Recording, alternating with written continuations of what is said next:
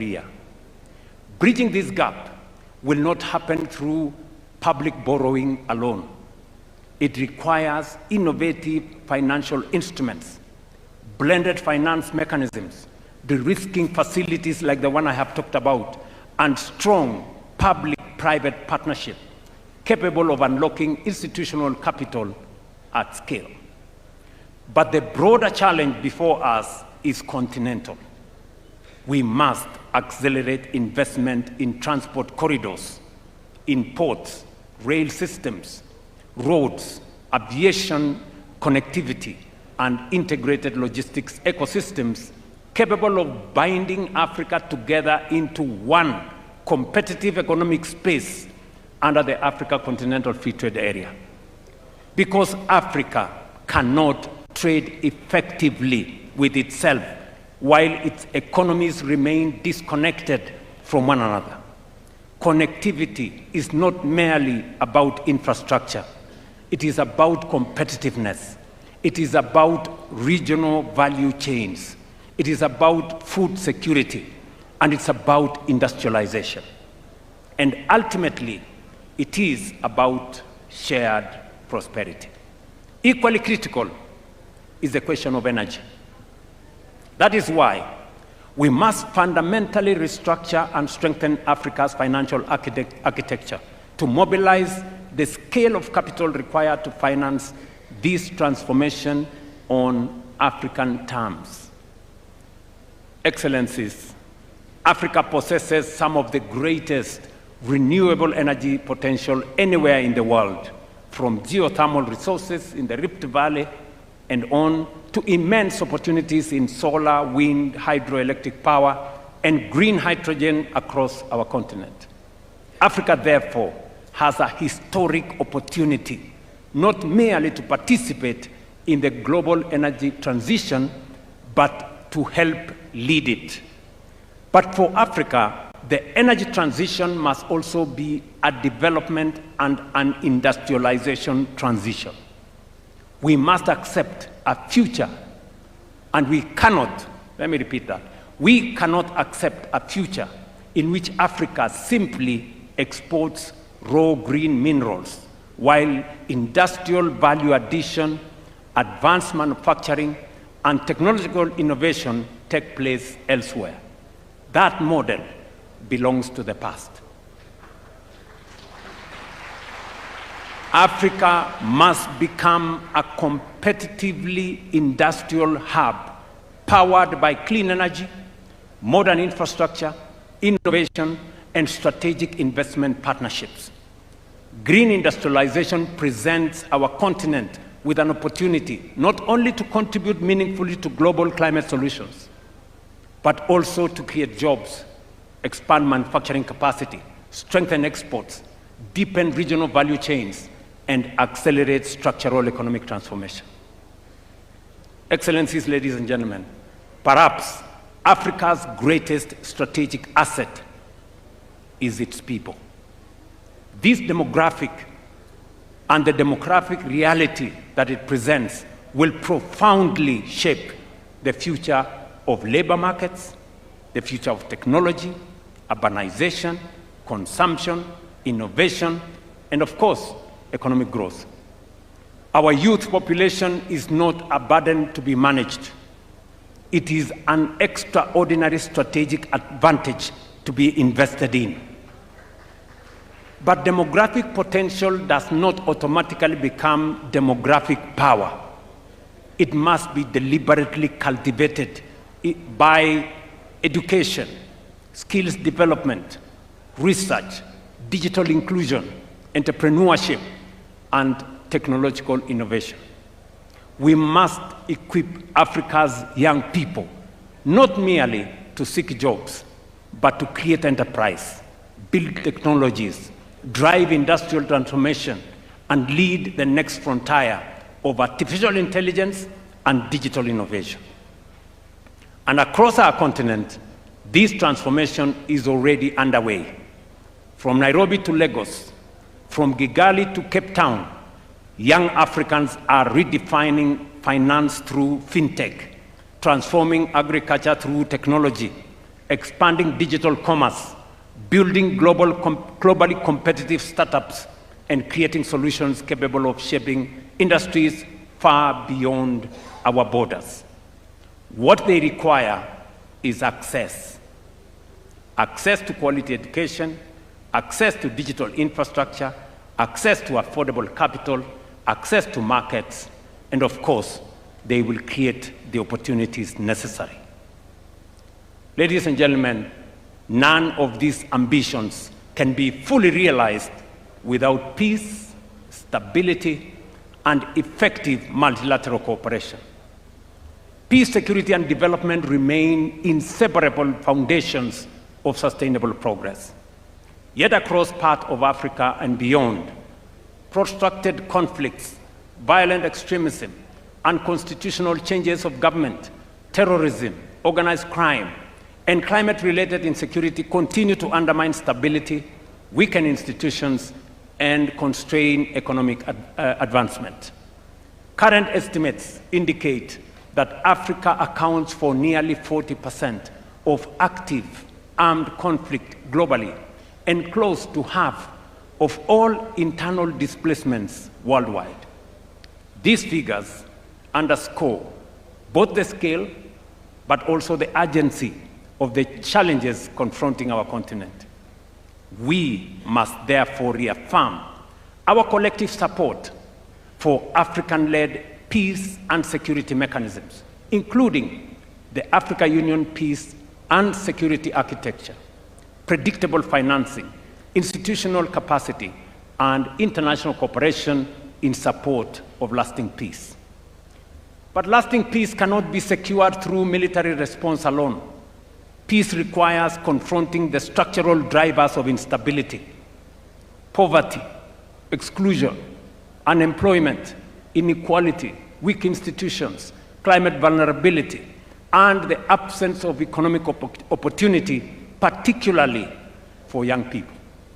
That is why strengthening Africa's strategic autonomy in matters of peace and security remains an imperative. And it is why we reiterate with clarity and conviction the urgent necessity of reforming global peace and security governance, particularly the United Nations Security Council. It is both indispensable and unconscionable that a continent of nearly 1.5 billion people, represented by 54 sovereign states and constituting one of the largest blocs within the United Nations, continues to remain excluded from permanent representation on the Security Council. Such inequality, ladies and gentlemen, such inequality erodes legitimacy, undermines credibility, and diminishes confidence in multilateral systems itself.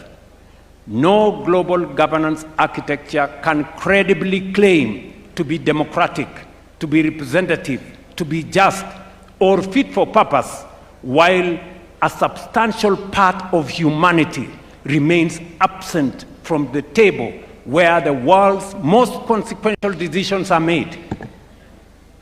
The time has come, therefore, for the international community to recognize, without ambiguity or without delay, that Africa cannot and will not and must not remain subject to decisions taken without its equal voice on the table. The reform of the Security Council is not merely an institutional adjustment. It is a moral obligation. It is a strategic necessity. It is indispensable to restoring trust, legitimacy, and confidence in the international order itself. Kenya, therefore, remains steadfast in its support for the common African position as articulated in the Ezulwini Consensus and the Sirte Declaration, which calls for Africa to be accorded permanent representation on the Security Council with all the prerogatives and privileges of permanent membership, alongside additional non-permanent seats. Excellencies, ladies and gentlemen, Africa does not need privilege, but fairness. We don't need exclusion, but inclusion. We do not seek confrontation, but partnership anchored on mutual respect, shared responsibility, and of course, shared progress.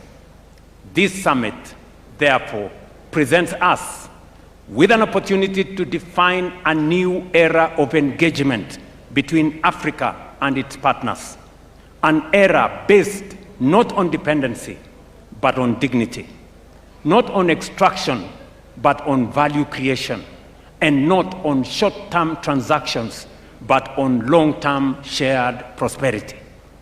Because the Africa we envision is an Africa of confidence, an Africa of ideas, an Africa of innovation, an Africa of enterprise, an Africa that believes in itself, invests in its people, mobilizes its own resources, and engages the world as an equal partner in shaping balanced, prosperous, and peaceful global future. Africa is rising, determined to shape its own destiny, and increasingly prepared to shape the future of the world itself. That is the Africa Forward agenda. An agenda grounded not on dependency, but in sovereignty. Not in vulnerability, but in resilience. And not in limitation, but in possibility. That is the Africa whose time has come. Excellencies, ladies and gentlemen, Kenya is deeply honored to co-host this summit here in Nairobi.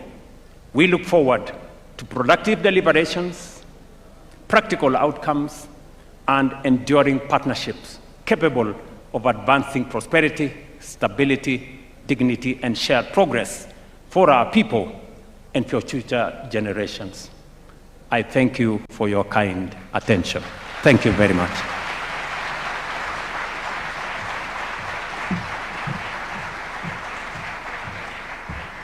Thank you, Your Excellency, for the warm welcome and for reinforcing Africa's economic position today and the importance of partnerships such as the Africa-France partnership. Asante sana, Your Excellency. And now it's my profound honor to welcome to the stage our next speaker, who is also our co-convener.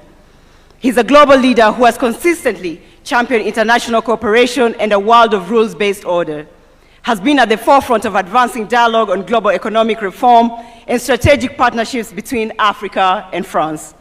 Please welcome to the stage His Excellency, Mr. Emmanuel Macron, President of the Republic of France. Bienvenue, Monsieur le Président.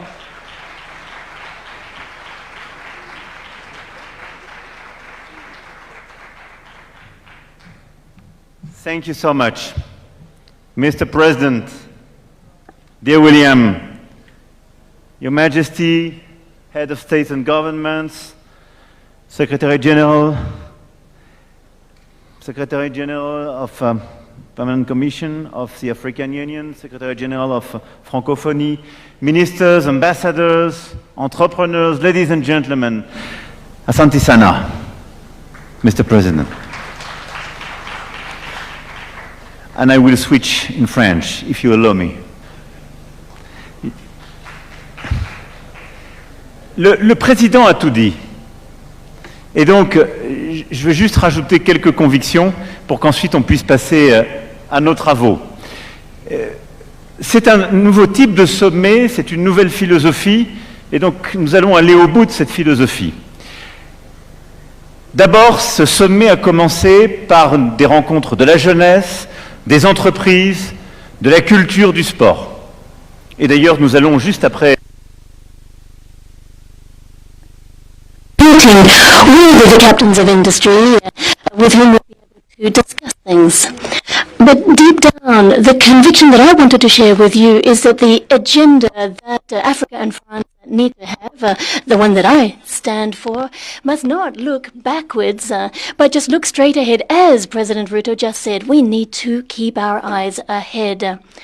And what I have been trying to do for 10 years now is to construct a relationship which looks backwards with lucidity, and we've been working with Cameroon, Rwanda, Algeria, and several other nations, and which looks with bravery at the present, looking at our necessity of culture, activity, looking at co-development and co-investment, and which is built on respect for the fact that Africa has its own agenda. The relations between Africa and France, as we see it, as the way we want to implement, are built on courage, respect, and a will to have a shared agenda. That's what we've been working on for 10 years. We spoke about it yesterday, so I won't go into it now. Why am I so convinced that this is the right way 10 years down the track? Because the challenges of Africa and Europe are shared challenges. We all want peace, prosperity, sovereignty. Europe has always been fighting for this, and after the Second World War, the EU was built on this struggle for peace and sovereignty, and now the European agenda is indeed one built on strategic autonomy, so as not to depend on American or Chinese power. And when we want to defend the rule of law, international law, we believe in equality, in equal footing trade relations.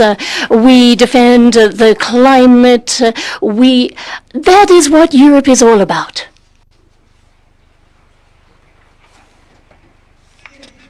And that is the exact same challenge that Africa has before it. What Africa wants is peace, prosperity, and independence. And deep down, this partnership that is embodied here in this Africa Forward Summit is a bond between Africa and Europe. This is what France is working for: peace, prosperity, and this this strategic independence. It's a very powerful thing, and if we can do this, then it will enable us to reconstruct together a multilateral order that has been thrown into upheaval, been jeopardized, affects all of us, and deep down this can be a strong basis for moving forward together. And in terms of peace, I don't want to repeat what President Ruto said. Peace is going to require African unity, and I really firmly believe this. And I'm delighted to see so many of my brothers here, heads of state and government from so many nations who have come to Nairobi. I know that you're all very busy, so I'm very grateful to you for making this, because it really does share this image of a united continent, from Maghreb right down to the Indian Ocean, the south of the continent, Western Africa, Central Africa, and Eastern Africa. Remember, all of these different parts of Africa, given that it is so large, are all part, nonetheless, of one continent with a shared agenda. Which means that if we want to be beside you, it means that we have equal representation, better representation for Africa in international instances such as the UN, the financial institutions, and we want it represented in the Security Council of the UN. As we have also been fighting for for Africa to have a permanent seat at the G20. We've been fighting for this for years, and we've now made it a reality. And we are fighting for an agenda, along with the Secretary General. We've been talking about this for an African UN presence, which will be all the better placed to defend its own peace and security operations, particularly through the UN missions. We hope to see all the wherewithal given to Africa to ensure its own sovereign security. The African continent needs better representation, and Africa has the capacity to build on its strengths. So what we stand ready to do is assist you financing that with a reworked security arrangement which is respectful of the sovereignty of each African country. but never eclipsing each nation's sovereignty. And I'm delighted to hear from your introductory remarks a moment ago that we can build together a shared agenda to overcome the peace and security challenges that we face and continue to work together so that the whole of the UN can move forward on a more equitable basis. Prosperity next. With President Ruto, I was discussing this. I think that he is absolutely right when he's talking about the prosperity of the continent. It's clear, it's simple. No, what I'm offering is not to offer assistance. Those days are behind us. And we know that there are budgetary challenges in some instances, security challenges in others. These are realities that we need to be realistic about, but we need to rethink our North-South relations. And we need to look with lucidity at all of the cross-cutting benefits that Africa can derive from its diaspora. Those who are working very, very hard in many of our countries and send remittances back home are another important lever that we must not overlook. But the main notion I want to focus on is co-investment. What is co-investment able to achieve? It means investing in human capital, the young talents in Africa, in a formal economy. One of the major difficulties here is too much of the African economies that are underneath the tip of the iceberg is informal and it's about time we brought them into the value chains and to structure your agricultural sector and your industrial sector in such a way that it will be stronger than ever, so that Africa will no longer be seen as a place for rare earths and other resources to be extracted, but rather to be a partner. So we are working towards a transformation of investment relations, investing in value chains, energy, sustainable development, building on your strengths and your youth and your talent. And this is what the Business Roundtable is hopefully going to enable us to structure by looking at investing in AI, health, the blue economy, and sustainable agriculture. So what we need to do is look at the partnership that we want together through a logic of investment. And this is where we see this agenda of prosperity and sovereignty altogether. Getting Africa forward on the economic level means greater sovereignty and autonomy. It's important for Europeans as well to have more strategic autonomy in its partnerships. We need to ensure that we do not become dependent on the two major powers who in some ways look like they're going to eclipse everything. And it's not just France and Europe today who are going to mobilize all of the critical minerals or rare earths that we're going to need for the future. It's neither France nor Europe that will be here giving you diktats on the way forward. No. Those days are way behind us. No, the European agenda has every interest in seeing you march strongly towards a sovereignty and autonomy because they're the same goals that we have. And if you are successful in this hunt for sovereignty, be it with agriculture, with economy, or wherever, then you are also offering more solutions to us. So your success is our success. So when you invest in your populations and have them succeed, that means fewer people fleeing poverty. And so this again is our success and your success hand in hand. So here what I want is for all of us to take a leap together. This is not an agenda which is univocal, which is top-down from Europe to Africa. No way. It is an equal footing partnership built on mutual respect. And we're going to build this together with respect, lucidity, and courage. And that is why, if we're going to be successful in this, we need business leaders, and that's what we announced yesterday. And this is a big first, 23 billion euros of investment in the private sector. These are for industry, for firms in the fully private sector companies in Africa. These 23 billion euros of investment is 14 billion for French firms in Africa, 9 billion in investments for African businesses on our continent. On your continent. And so this, we are hoping, will be the jolt that we need to inject more momentum into the process. All of this is going to, as President Ruto said, be based on quite simple things. A new partnership, a new vision for managing resources, for sustainable agriculture, for having tax and financial policies that are more consistent. It's also going to mean that we can mobilize international funding better, be it the World Bank, be it with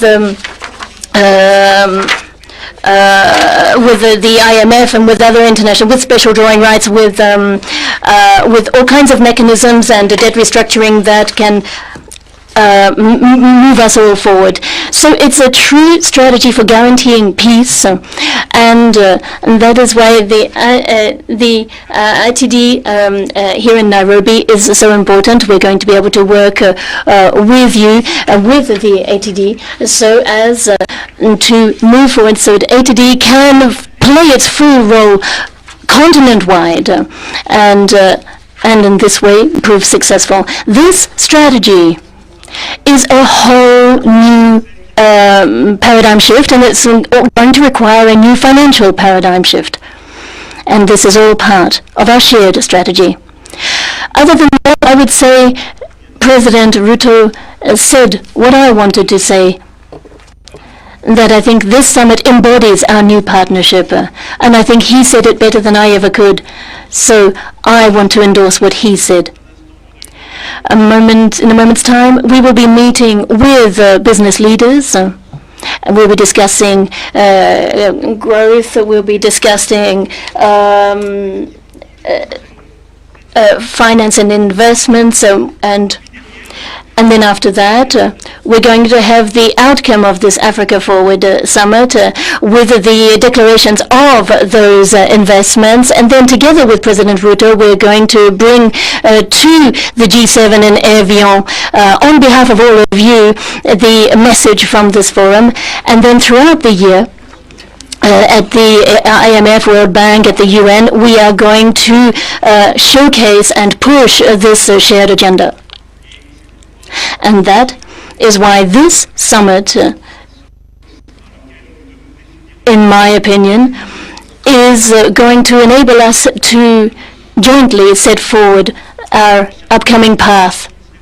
So I don't want to take up any more of your time, dear ladies and gentlemen, but I just wanted to extend my thanks to President Ruto for agreeing to host this outstanding summit here in Nairobi. And I'm delighted to be here with you, with my brothers and sisters from all around Africa. And I'm looking forward to working on all of the input that we can pool, your strengths, your energy, so that we have a new African-French partnership. This agenda for peace and prosperity is something that I truly aspire to. And it's something that, with a lot of respect and humility, that I want to put at the service of this continent, the world's youngest continent. And even last year, we had the strongest rate of growth from around the world. So it's not only the continent of the future, it's already a power and a strength in the world today. And I am proud to be standing at your side and to try humbly to build with you this agenda in which we will be investing heavily. We want to work with you. Long live friendship between Africa and France. Thank you.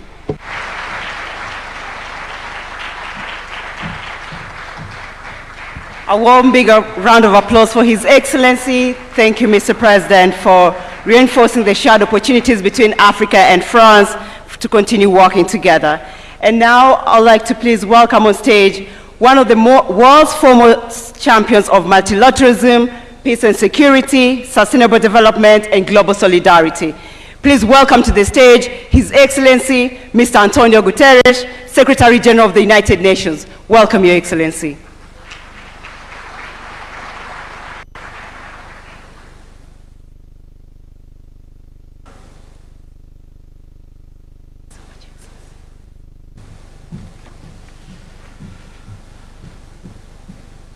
President William Ruto, President Emmanuel Macron, congratulations. Congratulations for convening this Africa Forward Summit, and congratulations for forging this renewed partnership between France and Africa for African development. Your Majesty, Excellencies, ladies and gentlemen, the name of this summit captures the moment and the mission: Africa Forward. Forward through one of the most turbulent global moments in living memory. Africa is not waiting. Africa is moving, and Africa is leading. African continents are driving one of the defining debates of our time on how to reform a global financial architecture designed in 1945 for a world that no longer exists. Africa played a leading role in the approval of the Pact of the Future by the General Assembly of the United Nations. It is African leadership building new tools like the Borrowers Platform, and so that the countries can speak as one and negotiate from strengths. Challenging the credit rating systems that locks too many of the borrowing tools they need. Africa has had a leadership in securing the Seville commitment to expand the lending power of multilateral development banks, to mobilize private capital at scale, and to deliver relief from the debt burden crushing developing economies. It is African leadership through the African Development Bank that is advancing a bold vision to reform the continental's financial architecture from within, mobilizing African resources for African priorities and prosperity.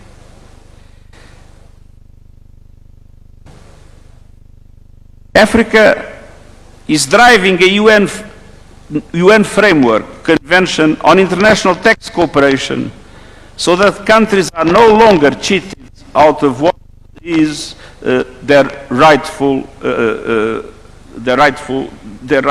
what is rightfully theirs. And I want to praise the African leaders that have understood that it's absolutely essential also to do everything with the adequate policies and strategies to mobilize a much stronger share of national resources in order to be able to accelerate the development of the continent. And it is African leadership, alongside the small island states and other developing countries on the front lines, that has placed the climate emergency where it belongs, at the center of the global agenda. This is not a continent waiting for solutions, this is a continent producing them. But let us be honest about what stands in Africa's way. A global system designed without Africa and still largely operating without Africa, perpetuating century-old injustices. A continent of more than 1.5 billion people with no permanent seats on the UN Security Council, as was referred by President William Ruto. Without the voice, the representation and decision-making power it deserves inside the international financial institutions that shape this economy, it's not Africa that loses, it's the world that loses the fact that the voice of Africa is not conveniently taken into account. Meanwhile, as we all know, official development assistance is collapsing. Aid budgets cut, partnerships unwound, commitments walked back just as the need is greatest. So this is not only a financial crisis, this is a crisis of solidarity. Take climate change. Africa did not cause it, Yet the continent is warming faster than the global average, bearing the harshest consequences in displaced communities, lost harvests, and economic shocks. Today's global energy turmoil, volatile fossil fuel markets, fragmented trade, is deepening fiscal stress, inflation, and stunted development across the continent. Africa must be at the center of climate justice. The continent holds 60% of the world's best solar potential and receives 2% of global clean energy investments. With the right finance, Africa could generate 10 times more electricity than it needs by 2040 entirely from renewables. Yet, 600 million Africans still live without electricity. And 1 billion still rely on unclean cooking, a crisis that takes 800,000 lives a year, mostly women and children, mostly out of sight. And on average, the continent faces borrowing costs twice as high as OECD countries as an average, draining resources that should be building the future. That is not a market verdict on Africa. It is a verdict on the injustices of the system. The continent also holds extraordinary reserves of the critical minerals the green transition depends on. For too long, the pattern has been the same. Africa's resources have been extracted, the value captured elsewhere, the environmental damage left behind. The United Nations panel on critical energy transitions minerals points the way. Fair value chains, in-country processing and manufacturing, transparency, environmental and human rights standards, and meaningful benefits for affected communities. No more exploitation, no more plundering. The people of Africa must benefit first and most from the resources of Africa. And going back to climate change, adaptation must no longer be an afterthought. The adaptation finance gap must be closed. Africa is paying an enormous price in relation to the devastation caused by climate change, and Africa has been denied the resources and the capacities able to protect their populations and their infrastructure in these circumstances. Climate finance with justice is a must in today's world. Excellence. Excellencies, this summit is about a new partnership which has been reinvented. Partnership on an equal footing, based on complementarity and mutual benefits. This means that we must co-invest in industries that have been created by Africans. Strengthening universities and African research institutions, developing African capacities in terms of artificial intelligence so that AI can be shaped by African data, African languages, African researchers, and African leadership. Building partnerships which are built on the roadmaps of Africa, the free trade areas in Africa, the Agenda 2063, and the national development priorities. And this means funding African priorities with fair conditions for all, with capital that is accessible. The biggest transformation of this century is a market but a generation. And by 2050, 1 out of 4 people on the planet will be African. Jana katika do rosto da nueva alianza. في كل مكان في هذه القارة الذين cultivating and they are asking for inclusive democratic governance and responsible institutions. Dear friends,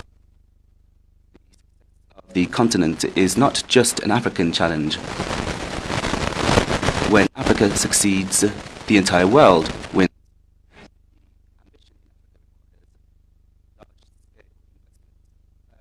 National systems and partnerships built on mutual respect. Together, let us move forward with Africa, with trust, solidarity, and the hope of a shared future. Thank you very much.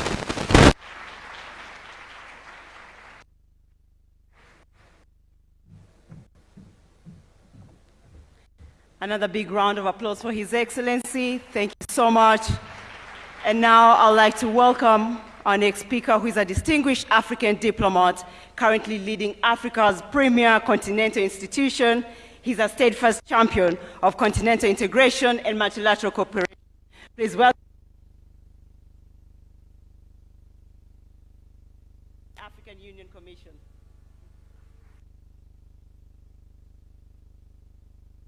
Monsieur William Ruto, président de la République du Kenya. Excellence, Monsieur Emmanuel Macron, président de la République française, co-initiateur du sommet Africa Forward. Excellences, Mesdames et Messieurs les chefs d'État et de gouvernement. Excellences, Monsieur le secrétaire général des Nations Unies, Mesdames et Messieurs. D'emblée, j'aimerais adresser nos remerciements au Kenya pour l'accueil de cet important événement. À travers cette rencontre, le Kenya et la France souhaitent impulser à l'Afrique une dynamique de progrès. En effet, l'Afrique doit se positionner pour peser sur les décisions globales. La géopolitique internationale est perturbée. L'économie mondiale vacille. Le multilatéralisme et la sécurité collective sont remis en question. Dans ce contexte incertain, notre continent se doit d'être aux avant-postes de l'alternance.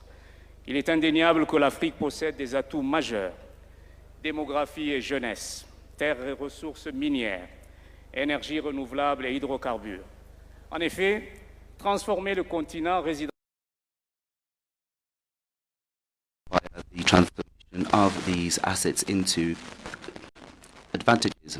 Diversifying our economy, this is part of the recipe for success. Excellencies, ladies and gentlemen, it is possible to welcome technology at a lower cost to train young people and our women.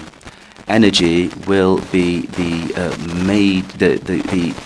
major factor. The competitiveness of our economy will require affordable capital. It is estimated that $690 billion with 80 billion of illicit financial flows and 115 billion in annual additional costs.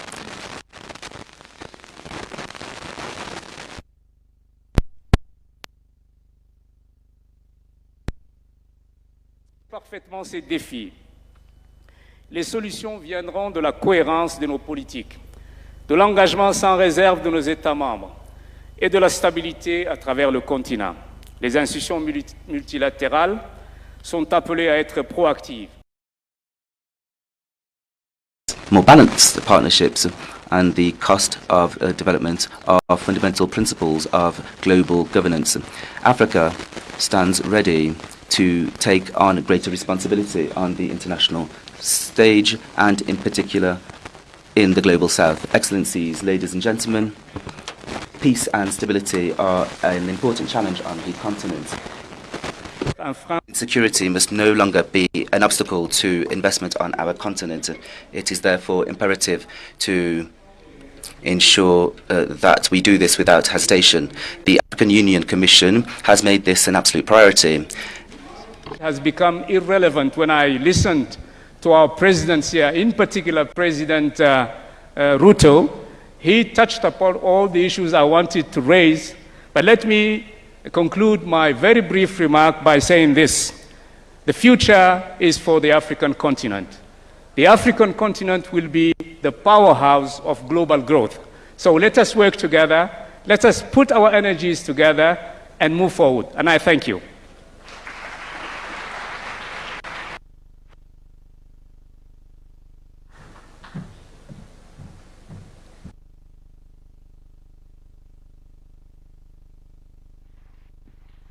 Your Excellencies, please allow me to briefly highlight the high-level roundtable discussions that will continue throughout the day.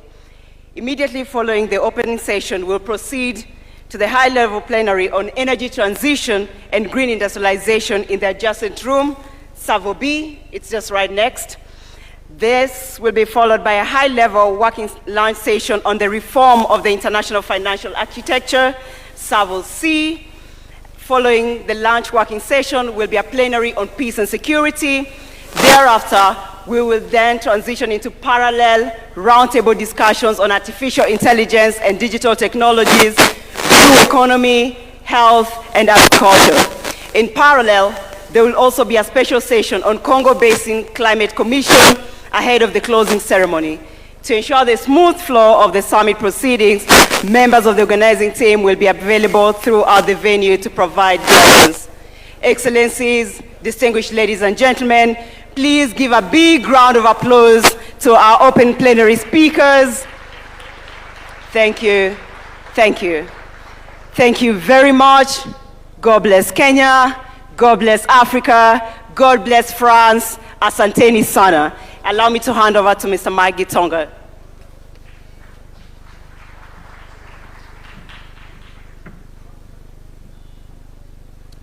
Thank you, Vivian. Let's give a clap for Vivian for great moderation.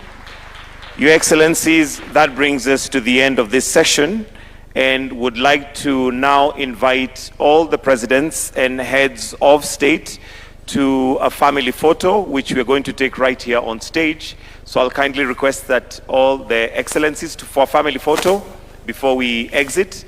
All presidents and heads of state to kindly just be here on stage for a family photo.